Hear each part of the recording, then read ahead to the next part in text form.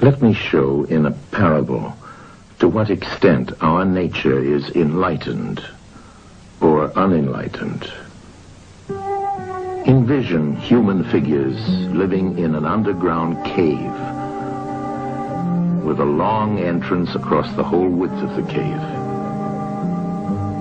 Here they have been from their childhood and have their legs and necks chained so that they cannot move and can only see before them, being prevented by the chains from turning their heads around. Above and behind them, a fire is blazing at a distance. They see only their own shadows, which the fire throws on the opposite wall of the cave. For how could they see anything but the shadows if they were never allowed to move their heads?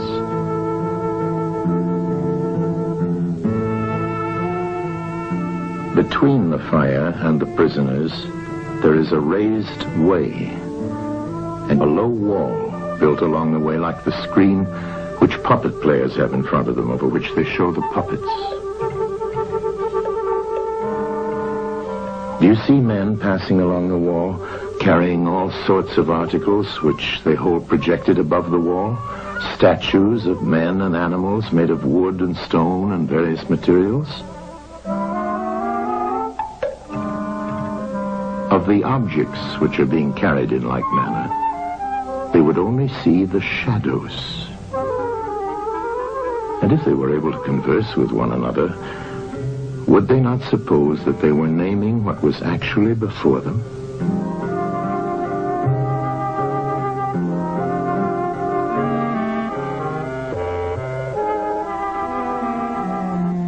And suppose further that there was an echo which came from the wall.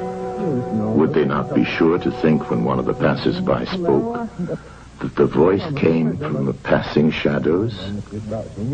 To them, the truth would be literally nothing but the shadows of the images.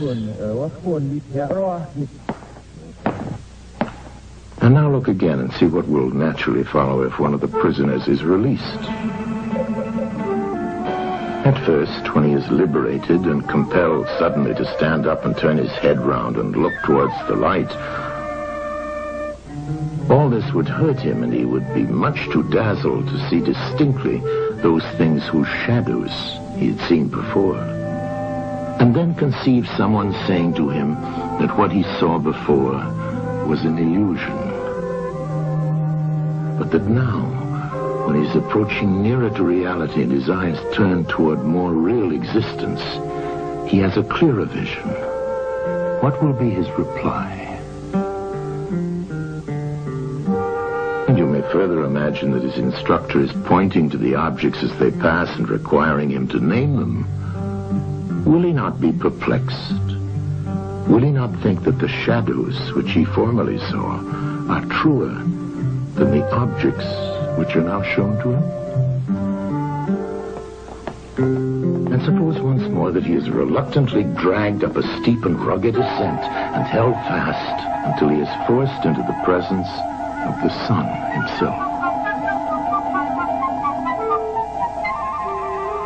When he approaches the light, his eyes will be dazzled, and he will not be able to see anything at all of what are now called realities.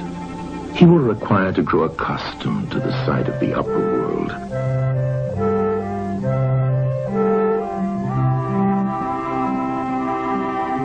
And first he will see the shadows best. Next, the reflections of objects in the water, and then the objects themselves.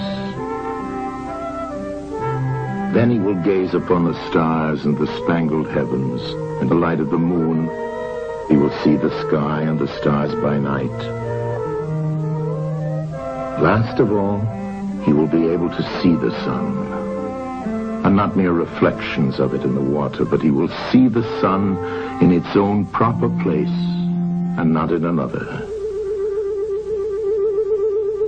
And he will contemplate the sun as it is. Will he not then proceed to argue that it is the sun who gives the season and the years, and is the guardian of all that is in the visible world, and in a certain way the cause of all things which his fellows had been accustomed to behold. Clearly he would first see the sun, and then reason about it. And when he remembered his old habitation and what was the wisdom of the cave and his fellow prisoners, do you not suppose that he would bless himself for the change and pity them?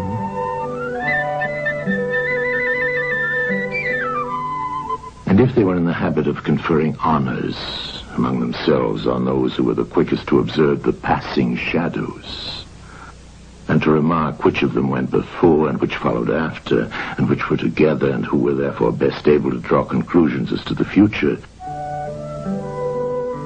do you think that he would care for such honors and glories, or envy the possessors of them? Would he not say with Homer, "Better to be the poor servant of a poor master, and to endure anything rather than think as they do, and live after their manner"? Imagine once more such a one coming suddenly out of the sun to be replaced in his old situation. Would he not be certain to have his eyes full of darkness? And if there were a contest of measuring the shadows, and he had to compete with the prisoners who had never moved out of the den, while his sight was still weak, and before his eyes had become steady, wouldn't they all laugh at him and say he had spoiled his eyesight by going up there, and that it was better not to even think of ascending?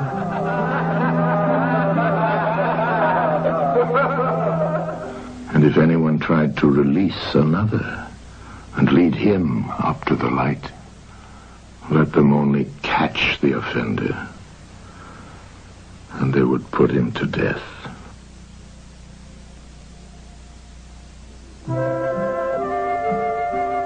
It is the task of the enlightened not only to ascend to learning and to see the good, but to be willing to descend again to those prisoners and to share their troubles and their honors, whether they are worth having or not.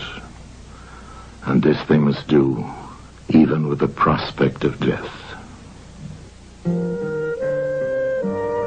They shall give of their help to one another, wherever each class is able to help the community.